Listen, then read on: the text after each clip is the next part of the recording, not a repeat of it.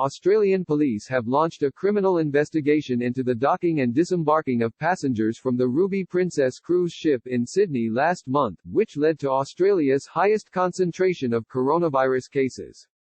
Authorities have been criticised for allowing 2,700 passengers and crew to disembark from the ship when it docked in Sydney on March 19.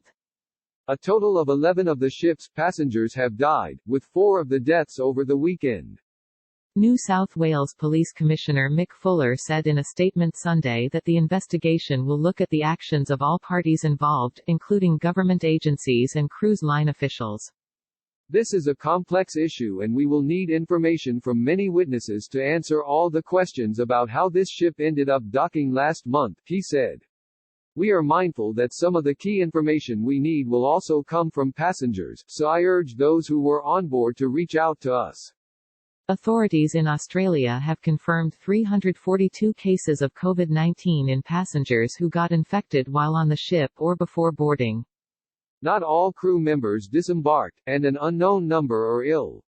Princess Cruises posted a message on its website March 30 as the ship floated off Australia's coast.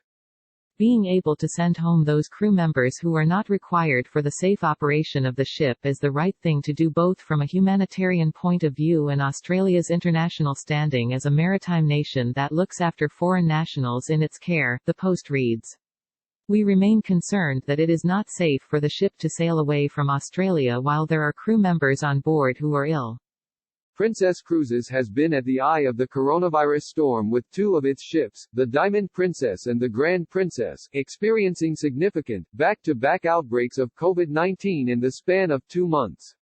In February, more than 700 people tested positive and 11 died after being on board the Diamond Princess, which was quarantined for 2 weeks off the coast of Japan. At least 103 Grand Princess passengers were infected and 2 have died. That ship docked in Oakland, California, last month. U.S. passengers from both ships were quarantined at military bases for 2 weeks after returning. Disembarkation began Saturday for passengers on the Coral Princess, hours after the ship docked in Miami, with at least a dozen people on board who have tested positive for the novel coronavirus. A representative for Australia's Department of Foreign Affairs and Trade, their counterpart to the U.S. State Department, confirmed that 80 Australian citizens left the ship Saturday. All of us at Princess Cruises are deeply saddened to report that 2 guests passed away on Coral Princess, the company said in a statement shared Saturday by spokesperson Negan Kamali. Our hearts go out to their family, friends, and all who are impacted by this loss. All of us at Princess Cruises offer our sincere condolences. Their causes of death were not disclosed. Disembarkation of the Coral Princess at Port Miami is expected to span several days. The first to disembark will be those who need medical care. Passengers who are healthy and fit to fly are expected to begin disembarking Sunday, the line announced in a release shared Saturday by Kamali. They will be transferred directly from the ship to Miami International Airport for flights home. Passengers who are exhibiting any signs of respiratory illness or who are recovering from being ill will be kept on board until they're cleared by the ship's medical personnel. As of Thursday, 7 passengers and 5 crew members had tested positive for COVID-19, the novel virus that has infected more than 1 million people worldwide and killed more than 60,000. There are 1,898 people on board, including 1,020 passengers and 878 crew members.